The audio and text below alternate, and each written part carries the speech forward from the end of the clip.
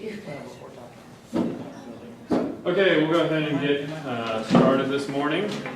For those of you that don't know, I'm Marcus McClellan, the Director of Youth Ministries here at West Market Street. And I'm filling in since everyone's gone on the Women's Retreat. So, I've been asked this morning to talk about technology. As we get started, you guys would just sign in on the paper that's going around.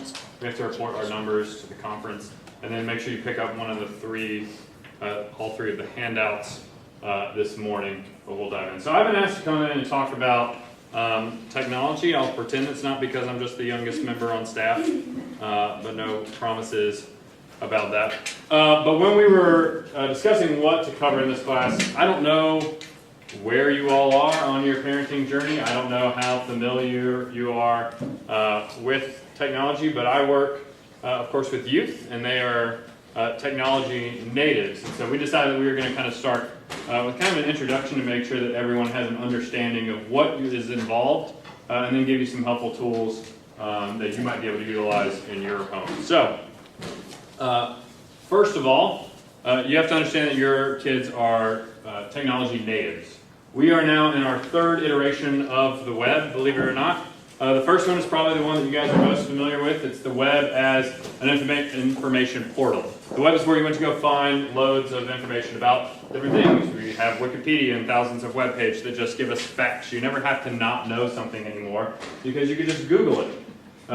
Web 2.0 came out and it became about social engagement, and it came about forming relationships, and also we then began to contribute to the web on a regular basis.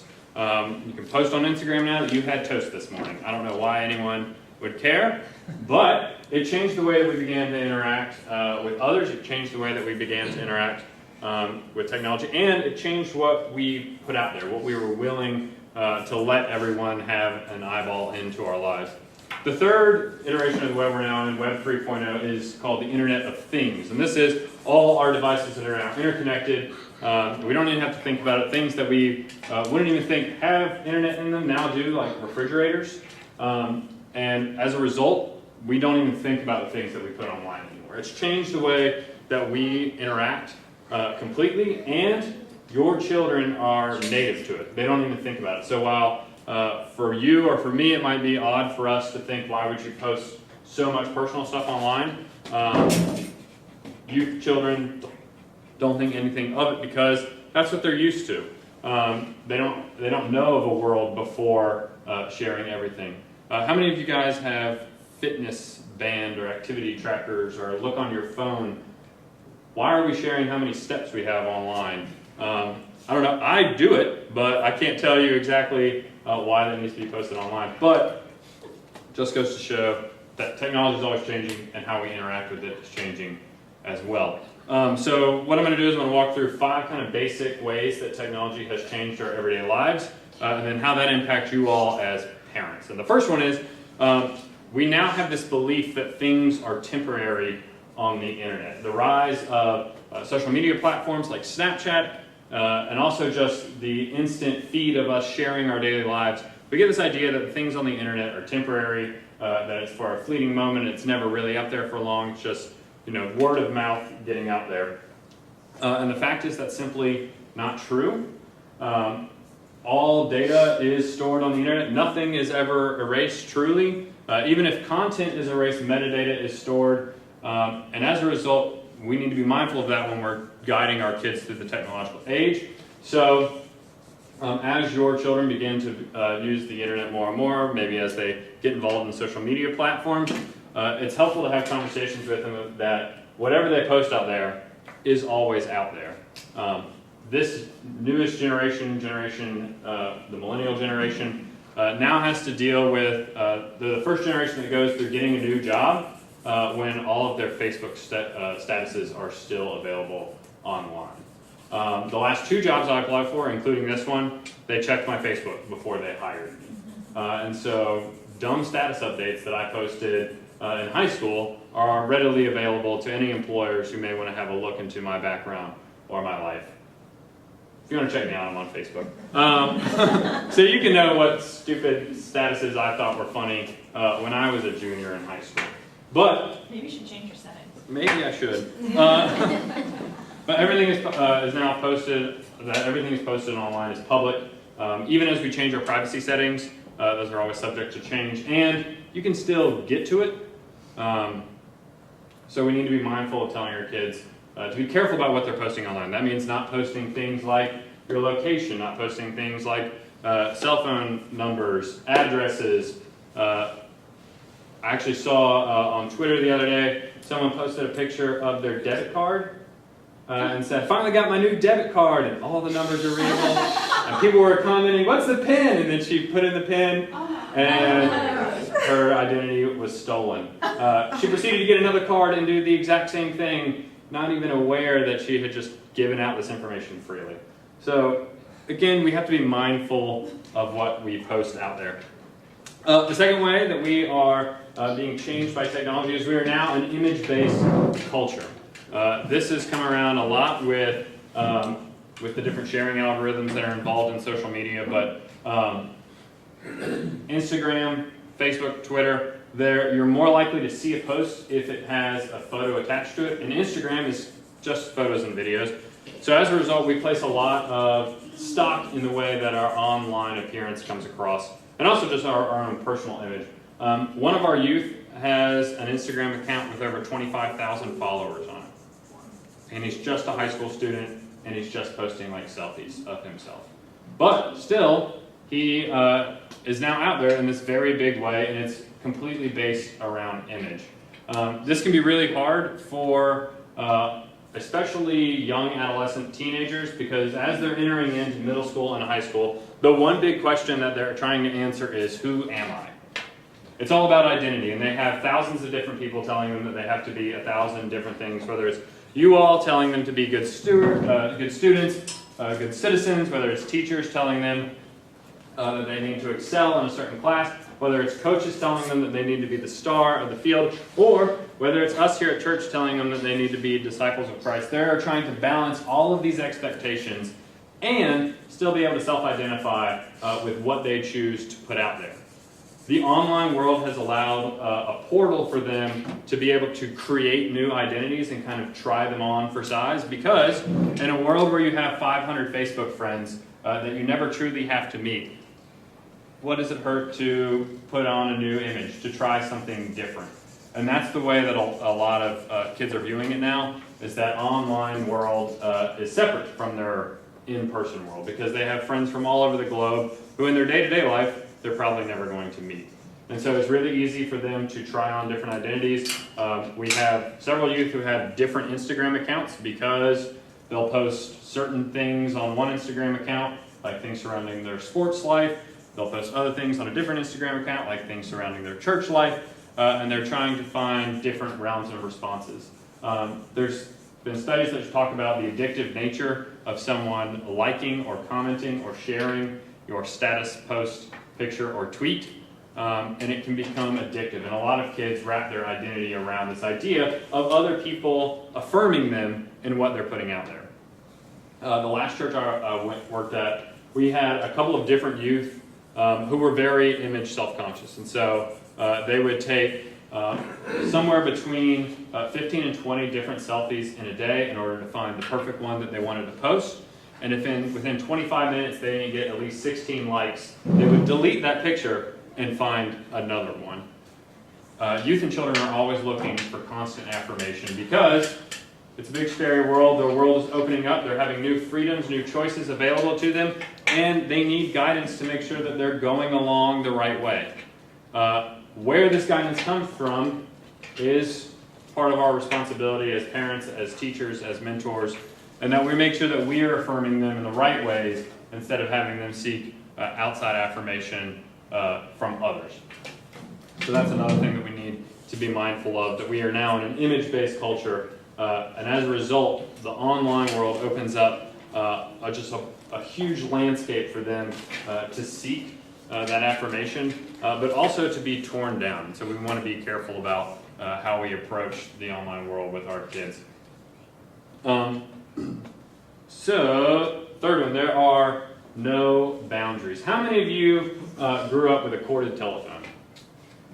I actually did too, for like 2 years, and then we got a cordless phone. But so most of you, when you were growing up, when I was young, we had a corded phone in the kitchen, and that was our only phone in the house for a while. And so you could call anyone you wanted to locally, and you could go as far as the cord would allow you. And so you might go around the corner so that your mom couldn't hear you talking on the phone, or my sister would go into the pantry and talk on the phone so that people wouldn't hear her. But there was a boundary, a space, and everyone knew when you were on the phone because the cord wrapped around. And so it was very easy to look and see what communication was going on.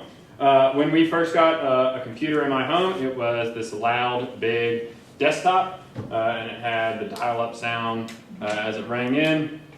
But it sat in our office, which is right off of our kitchen and our living room, and so it was out in a public space. It was the one computer we had. Everyone used it. Everyone could see who was on it. And when we only had one landline, everyone knew if you were on the internet because no one could make a call. You had to kick the person off. Now in the digital age, the boundaries are non-existent. With tablets, with cell phones, with laptops, the physical boundaries of technology are gone. How many of your children have access to a tablet or a smartphone or a laptop in your house? Most people don't even have desktops in their homes anymore. And as a result, they're free to get up and move, and that's wonderful in some ways, but as a result, it gets harder to keep an eye on our kids to make sure we know what they're doing online. If you look at your handout, there is a handout there, or a statistic there from the American Academy of Pediatrics. And they did a study and came out with some recommendations of the boundaries of technology that should be placed on children, teens, adolescents. And some of them that they include limit the amount of total entertainment screen time to less than 1 to 2 hours a day. These recommendations would have been completely different 5 years ago because of the amount of screen time that we just have to have in order to do our basic jobs, in order for your kids to do their homework.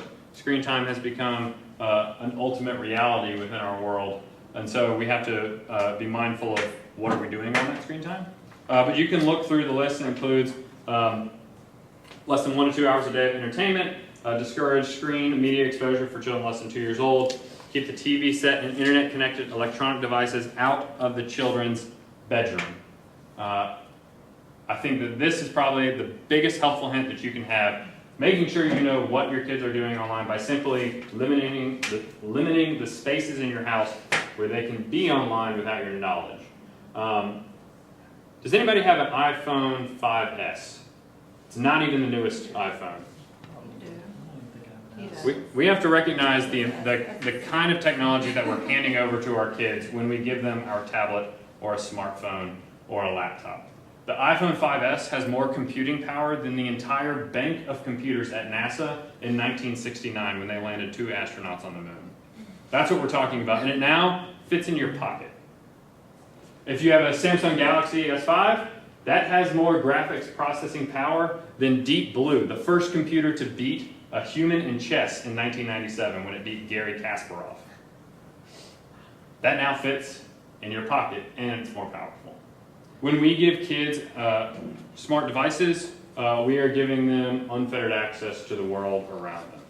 We are giving them unbelievable tools that open up the world in great ways, but also, with that, come certain dangers that might be in place. Anywhere between 60 to 70% of all porn traffic online is now through mobile devices. And while most of us aren't thinking of that when we hand over a tablet to our 5th grader, it's a reality that exists in our world. Again, answers are at our fingertips. And for a youth who's going through trying to find their identity, trying to answer questions of things that they hear talked about around school, it's easier for them, and probably less uncomfortable for them, to go to a device than it is necessarily to go to a parent and ask a question. So make sure that you're mindful of where your kids are getting online, what you're allowing them to do online.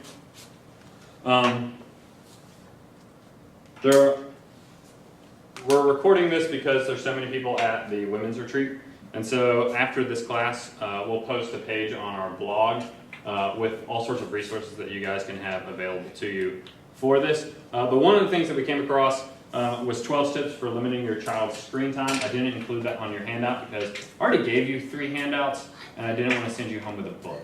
So you can find it on our website. But 12 of the tips include setting an example, which is easily the toughest one, right? I don't know about you guys, I always have my cell phone on me, or at least within hearing distance. It's no further than probably this right here. And I imagine a lot of you are too. Technology allows us to be communicated at all times, and as a result, we've become kind of tethered to our devices. We have this internal monologue in our head thinking, what if we miss something? What if someone tries to get in touch with us and we're not available? What if our kid tries to call us and we don't answer? What if? Never thinking that there was a time before where you might be able, I imagine some of you when you were growing up, your parents let you run outside and play, and then they told you to come home when the street lights came on. That's what my parents did. But again, as we are inundated with technology, it changes the way that we even begin to think about it. The easiest thing that you can do is set a good example for your kids. Setting boundaries, both physical boundaries with your technology, but also time boundaries with technology. The way that you interact with your devices are the way that the kids are going to think that is normal. And it's often easy for us to just have our phone with us at the dinner table and be talking, or if we get a text, answer it right away. Set those healthy boundaries for them by modeling good behavior. A couple years ago, I went on a mission trip with a group of kids. And one day we were out to dinner. We had a free time, so we were out to dinner. We all sat down around a table in a Chili's, and immediately all the kids were on their cell phones. And they were just staring down, and there was nothing going on. So what we did, in order to set a good example, we had everyone pile their phones in the middle of the table. We told them the first person to grab their phone has to pay for the entire bill. They believed me. And as a result, the next hour and a half went on to have some of the best conversations that we had all week because no one was distracted by the constant dinging of their devices. They didn't want to have to pay for the meal. I recommend that you guys do the same things in your home. Carve out time where you have no distractions between you and your kid. In his book, How to Be a Social Media Parent, Brian Foreman talks about how we can put all these guards up and we can become very distrustful of technology. But ultimately, we have to remember our kids are digital natives, and they'll always be smarter than us when it comes to technology, for the most part. Unless you are working in the IT field on a regular basis, you're constantly staying up to date with all the latest things that are going on, your kids are just going to interact with it more naturally, and they're going to be better at it. They'll know how to get around things. Instead, what we have to offer is open dialogue with our kids. We have to be present offline before we can be aware of what's going on online. We have to be available to them to have those open conversations. So, for instance, they don't feel the need to run to a device to find all the answers. But instead, open means of dialogue between parents and kids in the real world first. Be the parent. Encourage healthy behaviors, limit unhealthy ones. Set limited viewing times. I know it's very easy to hand a device to a kid to distract them or to quieten them down, but if you're just inundating their brains with screen time all the time, it shows that they're less likely to develop. Right above the American Academy of Pediatrics technology recommendations, you'll see the impact of the overuse of technology on social development. What they found is that overusing technology in children, adolescents, teens has a direct correlation to a lack of ability to recognize nonverbal cues, which is really important because most of our communication when we are doing it in person is not verbal. It's done through body language, it's done through intonation, it's done through our timing, it's done through the way that we express ourselves in the space. It's not done through actually what we say. When kids are constantly looking at a screen, when they're only communicating through a flat 2D communication way, like through text, they don't learn to pick up on those other cues. There was a study done that had a group of kids go off of technology devices for a week, and another group continued to use their technology devices in the same way. The good news is that they found that the kids who went off of it for just a week were scoring 50% better than their partners who hadn't had a break from their devices.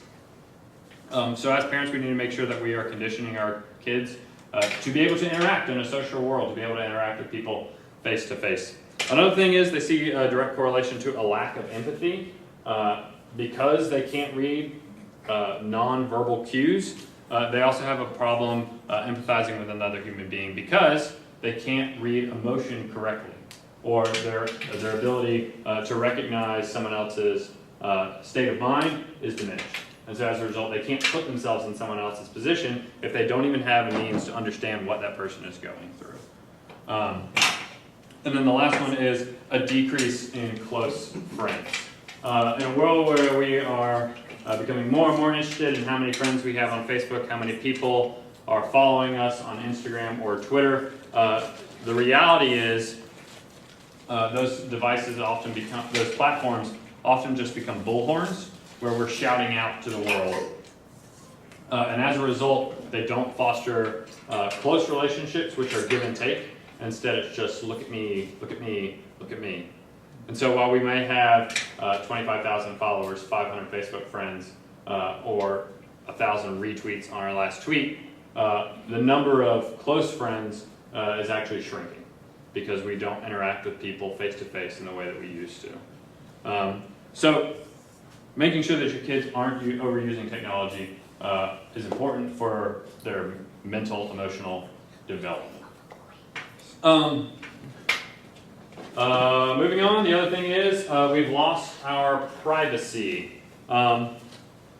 This, again, is a big thing in social media because everything can be, you can now tag your location on everything. Part of our Safe Sanctuaries policy here at the church is that we don't location tag photos, just because, generally speaking, we just want to be as safe as possible. And why does someone need to know exactly where you are at every moment? But we need to, here's a quick list of things that we need to assess as parents, as mentors. What photos are their kids being tagged in? What social networks are they signed up for? And what is the info on the account? Actually, earlier this fall, we were at our 6th grade welcome banquet, and we were asking for the kids to give us their contact information, if they had a cell phone, if they had an Instagram, if they had Facebook or whatever. And we found out that one of the kids had an Instagram account, and the parents didn't even know. And it's not that they were even able to post anything because they had a device and able to post it, but because they could log in on the computer, they were able to see things, and the parents didn't even know that. So just making sure you know what your kids are signed up for, and that again has to come through having open means of communication for them to be able to tell you. So, are they giving out location in their photos, and who are they talking to online, and who has their cell phone number? The intention here is not to scare you. It's instead to more be mindful of what Pandora's box we're opening when it comes to allowing our kids to interact with technology so readily and availably. The fifth thing I want to say is that the internet is now 24/7. When we're able to be connected through everything, as a result, we're always on. And so it can actually drain us of our energy because we're always kind of distracted as to what is going on out there. They've done studies that talk about how people who go to bed at night sleeping with their cell phone beside them and check their cell phone before they go to bed don't sleep as well as people who don't. And as a result, technology is impacting pretty much every day of our lives. There's never a moment where we're not available, where we're not plugged in, unless we go about setting those boundaries ourselves. So you might be saying, Marcus, you sound very much against technology. This sounds very like poo-poo, don't sign my kid up for anything. I'm just going to have them be Amish for the rest of their life until they graduate from high school, right?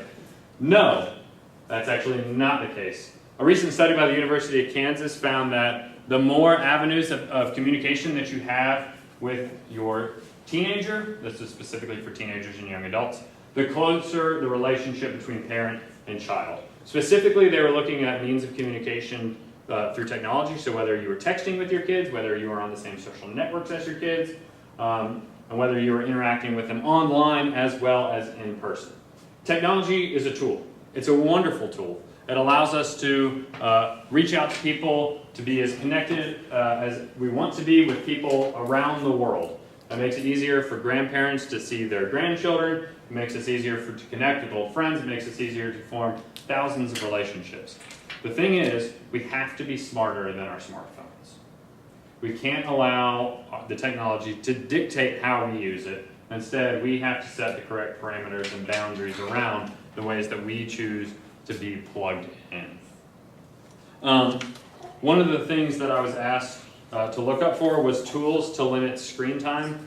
I'm not exactly sure how old all of your kids are, but if I know for some of our youth, they are absolutely addicted to screen time, and it's very easy for them to just lose hours playing Minecraft on their tablet or on their computer and just have time whiz by them. So for those who have kids who are a little addicted to screen time, the first thing I would say is to talk with them about it.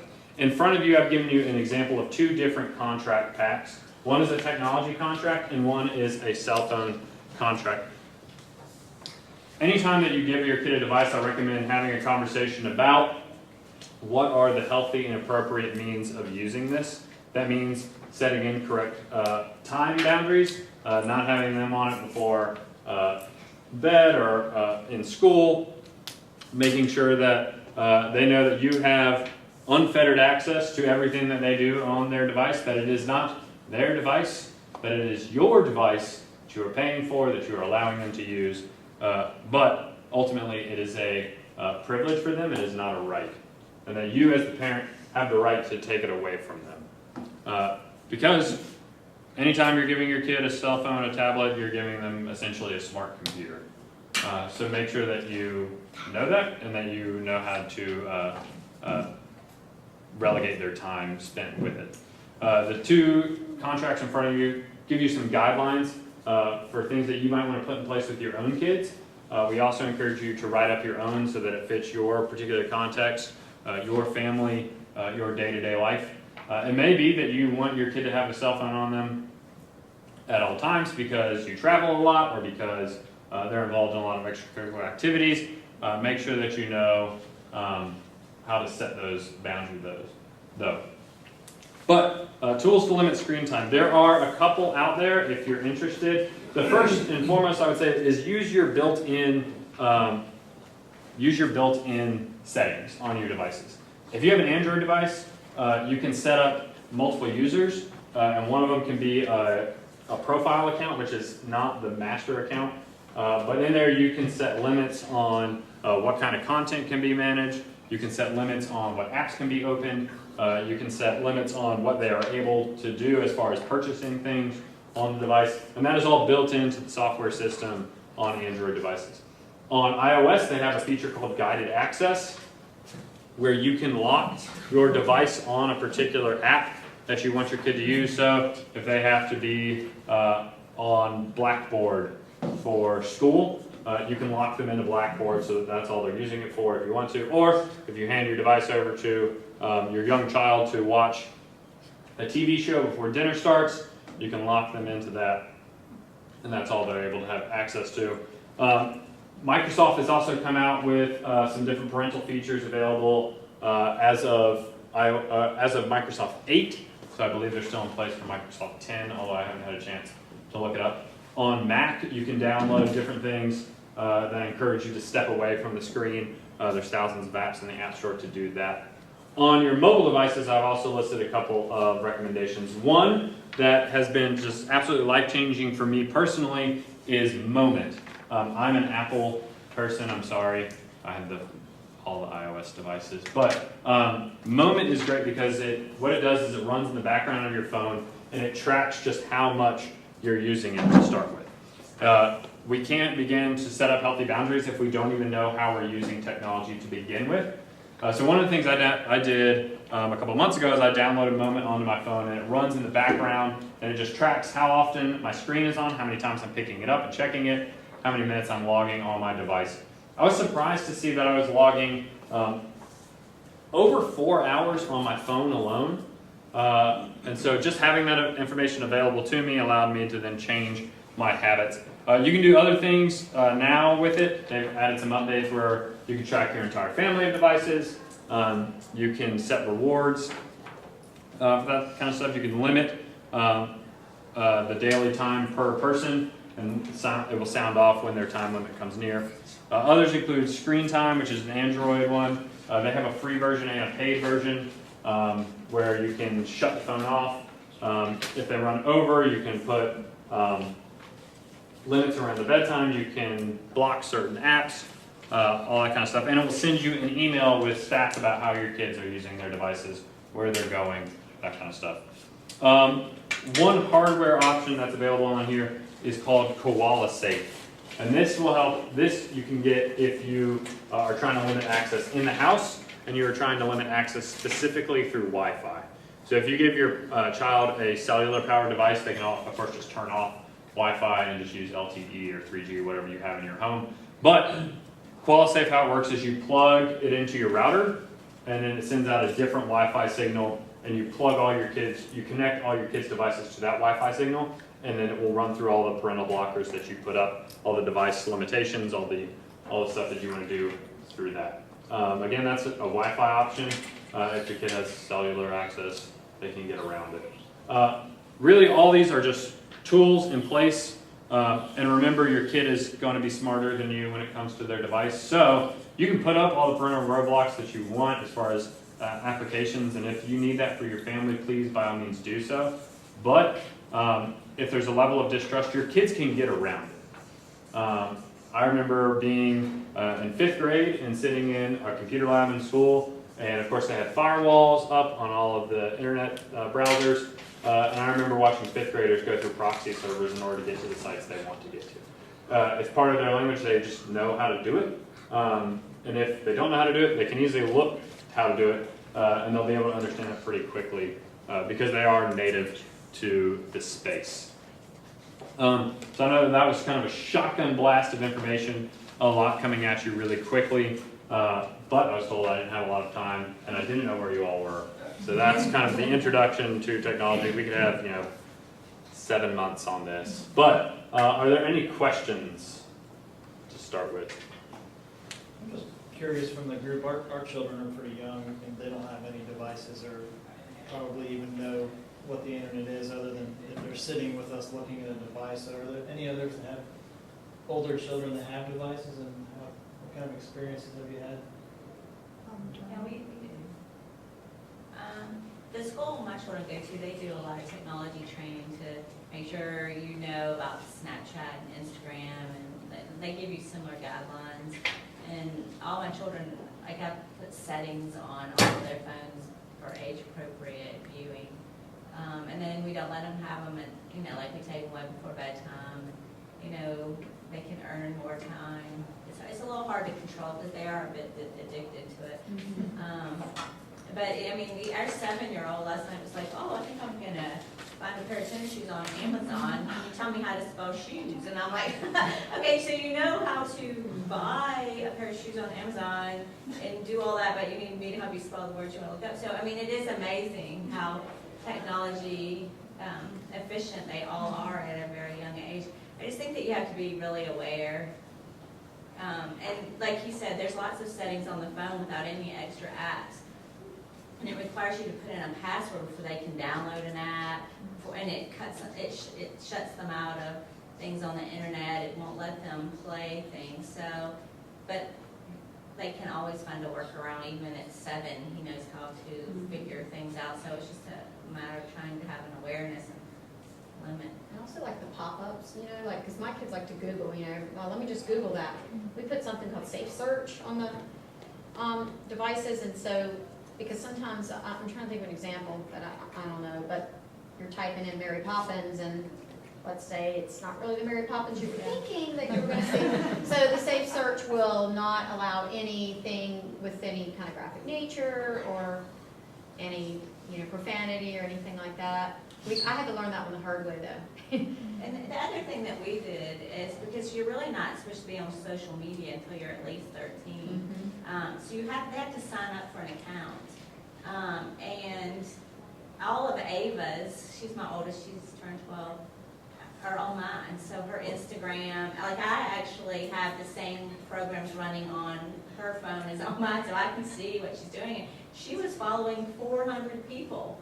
I was appalled. Like, I was like, seriously, you have like 2 days to go in and delete everybody that you don't know. You can follow people that you do know. I mean, she was following people. I'm like, do you know who that is? She's a terrible role model. Like, I was like seriously shocked. And so I actually can go in and see who she's following if I think things are not appropriate. So it's, even though I don't do it maybe as often as I should, she knows I can because it's loaded on, her account is on my phone too, so, until she's a little bit older, and like, and her email also, like, we have access to everything. Like, you can't change your passwords, your email I can review because it comes through on a family thing, even though they have their own personal account. So, I mean, it's just a matter of, even if you don't keep track of them all the time, them knowing that you can. Like, and like, you change your password, your phone, your iPod is mine for however long I say, because I should have the right to look at it. Well, everybody also needs to know that any settings that you create are going to be native to the browser for that device. So guess what? I can download Chrome and get around all your blockers and your trackers. Yeah. I can download any other type of third-party browser from anywhere else and get all the way around you. So even though you put up the blockers, it is no big deal. Also, if you put them on your Wi-Fi router at your home, guess what? Your neighbor's only 10 feet away, and I can pick up their signal. So they're going to get around you, regardless. I mean, that's the thing. Your kids are smart enough to, they just know they're in the weeds. So the second you think you're ahead of them, it's easy for them to one-up you again. It is a little bit daunting though for them to know that you always have either the ability to look on your phone to see what they're doing, or, I mean, it sort of keeps them in check, I think, a little bit more, especially mine are older, but I mean, at 12, 10, and 7, I mean, they're very savvy in what they can do. And I think it's important to catch them. It's really important to, like, when you find something, to immediately say, you need to know that you're not as smart as you think you are. And this is not appropriate. We've already said this is okay. And every once in a while say, 400, who are these people? That they know, literally, periodically, that you've caught them and that you are smart enough and that you are keeping up with it and that you are going to watch it. So they need to know that that's happening. We also have to remember that children and youth don't always recognize the consequences of exactly what they're doing. With these social media platforms that are out there that allow us to share thousands of images and being the image-based culture that we are, one thing that is not by any means happening in every household, or probably even a majority of households, but one that is easy to do is sexting, which I don't think I have to explain. Do I have to explain sexting? No. Good, that's a conversation we don't need to have. But if you're, let's say a teenager saves a picture from someone that they're talking to that's a nude photo, the way the laws are written, that counts as child porn, pornography, and is a federal offense. So even having that on their device, whether or not they requested it, whether or not they have shared it with other people, is still a very serious offense. And if that were to be found by an agency that is legally obligated to report, like teachers at school, when kids have their phones out and they're texting away on them, I mean, teachers take phones. So if they were to find that, they would be forced to report it. So even just making sure that you're talking about what are the possible consequences available and why they have to be so careful about what they do online. It's just kind of crazy what all is out there. You also commented about limiting between 1 and 2 hours. Mm-hmm. I've actually narrowed it down. My children's personality changed at 1 hour and 25 minutes. They are not disrespectful. They do not shut it down. There's resistance, there's resentment, there's stomping and throwing away. If I shut them down anytime, 60 minutes, 60 to 70 minutes, okay, Mom, sounds great, respectful, but if we get to an hour and 25, it's bad.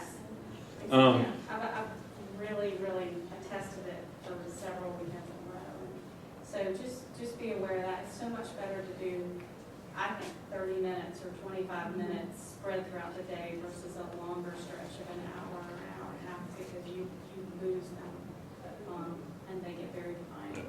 While researching this, I was looking at a couple different articles of parents in the trenches who have done this because I don't have kids. And one of them did post the 12 tips to help limit your child's screen time. And she says on there, observe your child's behavioral changes. It is noticeable to see how their attitude changes when they've been inundated with too much technology in a day.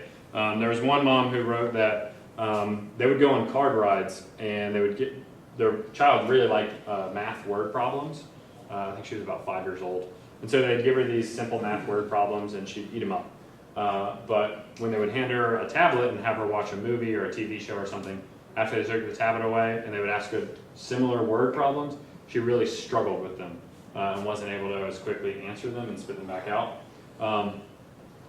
We think that children are paying attention to devices and that they're learning from them. When I was in middle school and high school, the Baby Einstein or Little Einstein videos were really big. And psychologically, what those are is visual crack. There's so much stimuli going on that the kids can't help but look at it. So in an AP psychology class, we were talking about the effects of visual media on the brain, and we proceeded to put in one of these videos, and it's simply children's toys being played with. And a room of 30 18-year-olds went dead silent and didn't blink as they stared at the TV screen. I mean, it's not that they're necessarily learning anything from it, but it is just so visually appealing that it stabs the dopamine center in our brain and says, give me more, give me more, give me more. So. Marcus, my son's almost 15, and he knows it all, and I don't know anything about any of this stuff. And but one thing I've said to him that has spoken, I think, is parents are reading kids' texts. I mean, let's face it, that's the only way we sort of know what's going on, is that we're reading our kids' texts. And I tell him all the time when he's in these group chats and chatting it up with girls on the phone, I say, just be prepared that anything you text that girl, just pretend like you're texting it to her father. And because he's reading it. And that kind of made him think, taking it, making it a little real to him on that level, because whatever you're texting to her, make sure it's appropriate to her dad. And that's probably the only thing that I've ever said to him about all this that has made him pause. Will even has a kind of relatively new friend whose mom has tracking software on this kid's phone. Yeah. So that from her computer, she can see every text he texts, I have a everything friend he like that, does. I too. think the only thing she can't see is his Snapchats. So to that point, I say to Will, if you would not paint it on the side of our house, do not post it. I will, and he's almost 16, I try to respect his privacy, but I know the password on his phone, and he knows that we routinely take a good look, and I will bust open a Snapchat just to prove to him these other parents are reading and seeing this stuff too. Yeah. You do what with Snapchat? Busted them. But I mean, isn't it instant that goes away? But I just want him to, no, I mean, it's however many seconds these kids set up, Right. 8 or 10, but I just want him to know if he's sending something to someone, their mom may be doing the very same thing I'm doing. And usually it's just some goofy Well, and it could be part of their story and it will stay up longer. And 24 hours or something, Yeah. right? Yeah, but. Snapchat is probably the most interesting social media platform that we have, that I have to deal with when it comes to the youth. Our policy is that we don't communicate with kids through Snapchat because of the way that it's set up. Snapchat is designed, the idea is that there's anonymity and that everything is deleted. If you read through their user terms and conditions though, they don't always delete the content like they say they do, and they're required to keep the metadata. And you So, can screenshot it. yeah, Like over a year ago, a guy sent something to Will that I didn't like, and I opened it and I saw it and I screen captured it because I thought, I need to think about this. I potentially need to have a conversation with this boy's mom? But he could immediately see that on Will's phone someone did screen captured it, and then I had it. But so it's not going away. yeah. If you screen capture. Right. Or whatever this metadata thing is that's way beyond my. It's a bank account thing, so. It's holding on to who is sending what and when.